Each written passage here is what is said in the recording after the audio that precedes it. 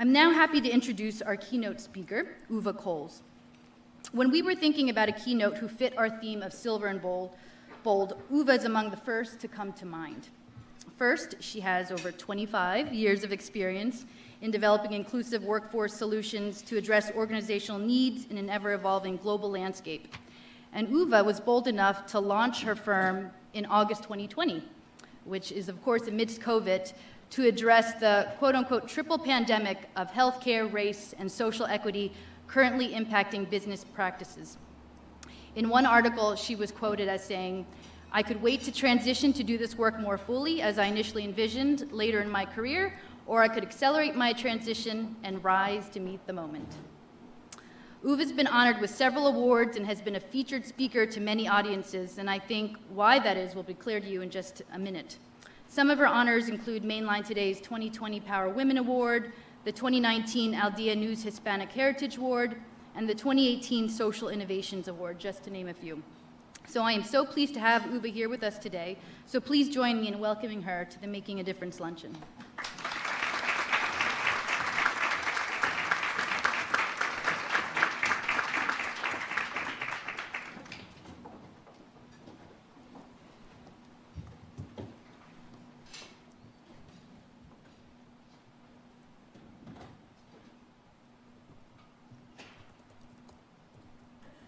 I love technology. It takes a second. There we go. So I was just excited that my heels didn't get caught in the little divots. That would not have been a good way to start. But thank you, Michelle, for that very warm introduction. Muchas gracias por la introducción y muchas buenas tardes a todos. It is truly a pleasure to be with all of you today. For those joining us remotely, thank you for being with us as well. We may not be able to see you, but I do want you to know that we can feel your energy. Now, for those of you who are here with us, we're so excited. Raise your hand if this is the first large event that you've been to, or one of the first large events you've been to since, okay, most of us, right? Most of us. All right, so that's probably why you're smiling so well, and you're probably a little bit confused about what to do when you run into each other. Do we rub elbows? Do we hug? It's hard, right, as we make this transition. But I'm excited that you are all here. So welcome back into the world, to wearing clothes again, and switching from your sneakers to your heels, and saying goodbye to your yoga pants, and starting to social distance from your relationship with your refrigerator. Might be just me, I'm projecting, but if this is you, just know that you are not alone. We are in this together. This is my very first time out in well over a year as well, and I'm so thankful that I get to do so to celebrate an organization that centers girls' and women's lives inclusively. No matter our ages, our socioeconomics, our race, our sexual orientation, the lilt in our respective accents, nuestro primer lenguaje, our first language, our diverse life experiences. I'm so thankful that despite the challenges of over the last year and a half, if we are here, in spite of the things we've lost, the people we may have lost, the unmatched pain of this time, I am thankful that we are here. I'm thankful that we have persevered, and I am hopeful that we are moving toward better together. And speaking of that spirit of perseverance and of moving toward better, I want to talk a little bit about just that, about how that perseverance is part of what brings us here today as we celebrate the 25th anniversary of the fund, most certainly, but also what has powered the fund's work since the very beginning and what remains, in my mind, ever present in this room, both virtually and in person, which in my mind becomes the power of a woman's bold vision. Now, Webster, I spent a lot of time in higher ed, so I always have to go to who defined this, how did we define this? We have to get crystal clear about things. Webster defines vision, la visión, as having the ability to see, as having unusual discernment or foresight, as the act or power of imagination. When I think about that, and then I overlay womanhood with the word vision, the definition evolves, as things often do when you add women into the mix, right?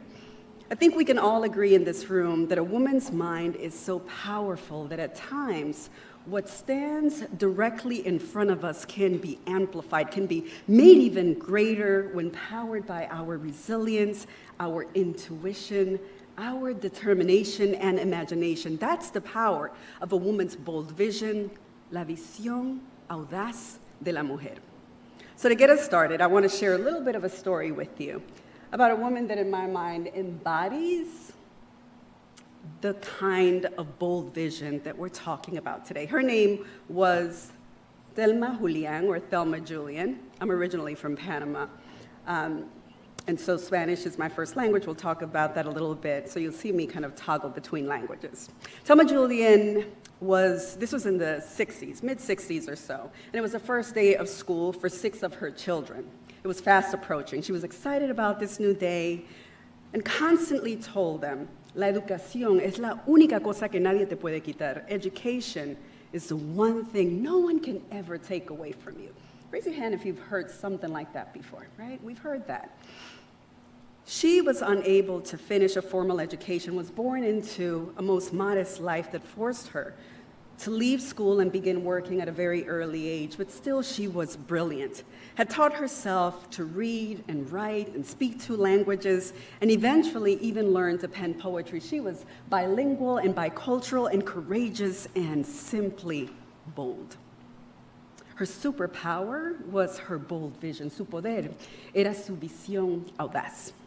So this particular year, despite her best efforts, she was unable to provide her children with all of the school essentials they needed, so she worried, managed to scrape together a few new pens and old resharpened pencils. She repurposed hand-me-down shoes from the oldest children and rendered them almost new for the younger kids. She unhemmed skirts and pants to lengthen them and buy another year's wear. But all children's white shirt, this was the challenge, they'd yellowed with wear. They needed new uniform shirts. Her superpower was her bold vision. Su poder era su visión audaz. One day, just as her body and her lungs and her heart threatened to break with worry, she scanned her 1-bedroom apartment with new eyes, and they settled on her bed. Only this time, she didn't see a headboard or blankets or pillows or fitted sheets. She could no longer see what stood directly in front of her. Instead, she saw what could be. And for the next few days, she hovered over a sewing machine, back bent with unequivocal resolve, fingers threading needles, mind powered by her unequivocal resolve. And out of a few white bed sheets, she made uniform shirts for her 6 children. If you could repeat after me, her superpower was her bold vision. Let's say it one more time. Her superpower was her bold vision. Su poder fue su visión audaz. We'll come back to Thelma a little bit later, but for now, suffice it to say that I believe she exemplifies a woman's vision. And it's precisely that kind of vision that brings us here today. 25 years ago, Barbara Jordan, the fund's founder, and her partner, Heather McPherson, channeled that type of vision. Already making remarkable impact, they looked around and understood at a visceral level the way women do, that the specific needs of girls and women in Chester County often stood at the periphery, stood quietly and unmet at the sidelines of work being deliberately done. And they decided that what girls and women needed, what they deserved, was focused attention and elevation away from the edges of stories and movement into unapologetic centrality and centeredness. Barbara and Heather convened a group of other like-minded women, other visionaries, and together they honed in with laser focus on women. Where others believed that enough was being done, they believed more could be done, more should be done. And together, they envisioned something greater and gave birth to the fund. Their superpower was their vision. Say it with me, their superpower was their vision. Su poder fue su visión audaz. Today, that vision has evolved and amplified to accommodate the diverse needs of Chester County's girls and women. Today, The fund's impact is built and felt through data-driven advocacy and education and grant-making that now boasts over 2 decades of remarkable impacts. The fund has made investments in local nonprofits that improve the lives of women through economic empowerment and health and education and personal safety. Through their grants allocation committee, they've invited community residents to participate in grant-making process from inception to distribution of funding. And in the last year, Michelle talked about this a little bit, the fund has made an intentional decision to commit all impact grants to address emerging COVID-based needs. But they didn't stop there. Women never do. They centered girls too, shifting their girls' program to a virtual modality that ensured the kind of consistency our young girls especially need, especially relied on at a time when the world around them and around us has become widely inconsistent. Last year, when the pandemic further destabilized childcare, the fund partnered with fellow funders and with the county and advocated for childcare supports, resulting in a $15 million allocation of CARES funding from the county. In my mind, that's bold vision. But here's the thing. As a diversity, equity, and inclusion strategist, what I admire most about the fund's work is that they consistently strive to have a vision that is ever evolving into further inclusion. From partnering with Westchester University's Center for Trans and Queer Advocacy to offer LGBTQA workshops, to inviting men like Tim, who I know had to step out for a second, but not too many men in the room. He's a bold man. We're excited that he's here. Inviting men, our critical allies, to work with them, to building a girls' advisory board, some of them here today, for young women, and helping them understand issues of poverty and domestic violence and mental health. The fund's mission continues to crystallize, continues to grow. And this matters deeply in this moment as COVID-19 impacts have built stronger walls of exclusion and widened existing gender gaps. Let me talk a little bit about those gaps. A recent Accenture study reminds us that pre-COVID, women experienced a 24% gender pay gap. But since the pandemic, women's earnings have fallen 63% faster than men's. According to a Catalyst report in September of 2020, in the US alone, 865 women left the workforce. That's 4 times as many women as men. It's called the She Session, women leaving the workforce, often to take care of their children. And because women are overrepresented in jobs now deemed essential, especially in the services industry, we are experiencing disproportionate impacts. And of course, there's this issue of intersectionality. Think about intersectionality as a crossroads where gender and other dimensions of our identity, like our race, cross paths. This intersection is made more challenging by implicit bias and systemic racism. By August of last year, Black women had only recovered 34% of pre-pandemic jobs compared to the 61% of jobs recovered by white women. As of September of 2020, the unemployment rate of Black and Latina women were roughly at 11%, which is more than twice as high as prior to the pandemic, according to another Catalyst report. I know, when we hear these stats, it can be a little bit scary and daunting, but here is the good news. There is always good news. We're making progress. And we'll continue to take forward steps as long as we do so holistically and in lockstep with each other.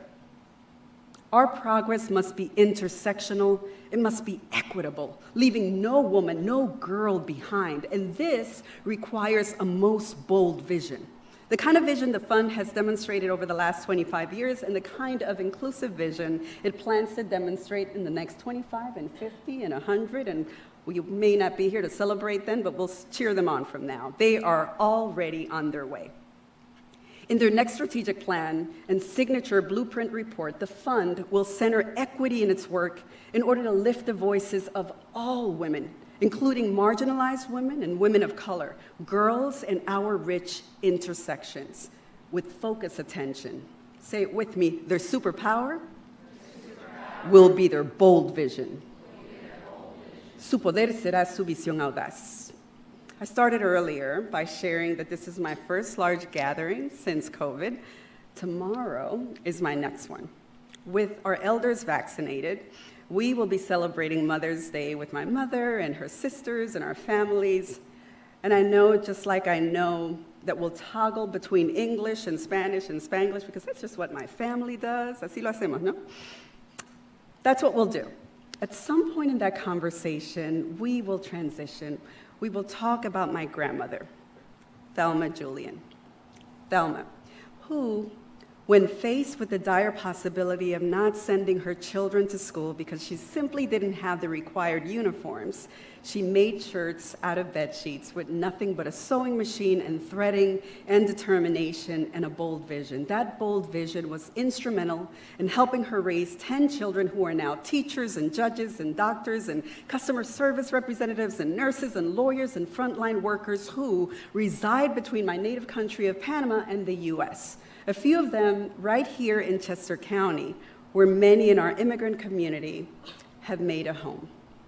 They're all good human beings who inherited my grandmother's heart and her willfulness and her bold vision. Her love for heels too, but that's a different story.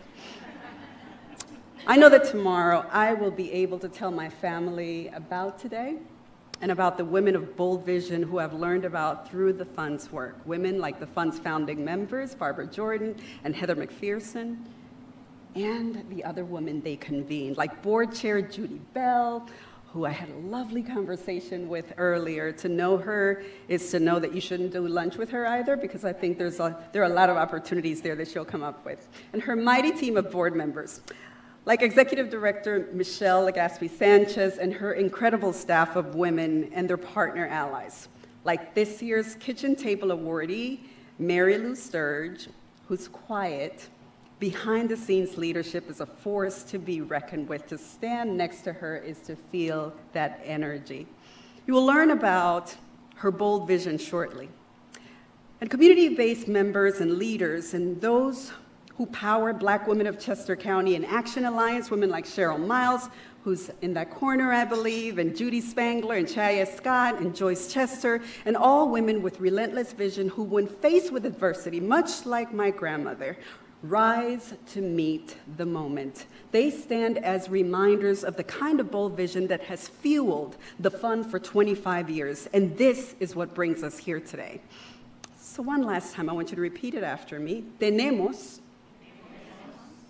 visión. We'll do it one more time for the people in the back. Tenemos visión. One last time. Tenemos visión. We women, we have vision.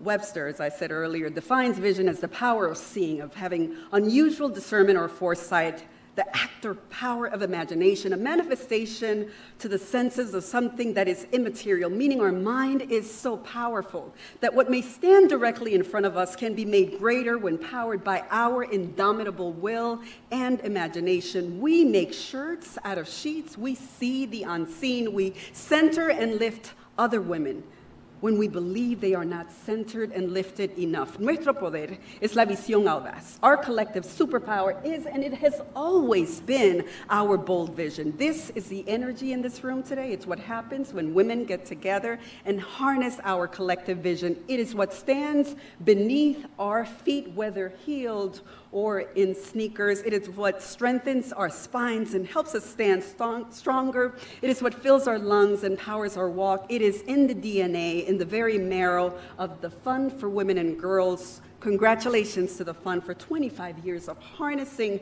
that women-led energy, that silver and bold vision. Thank you.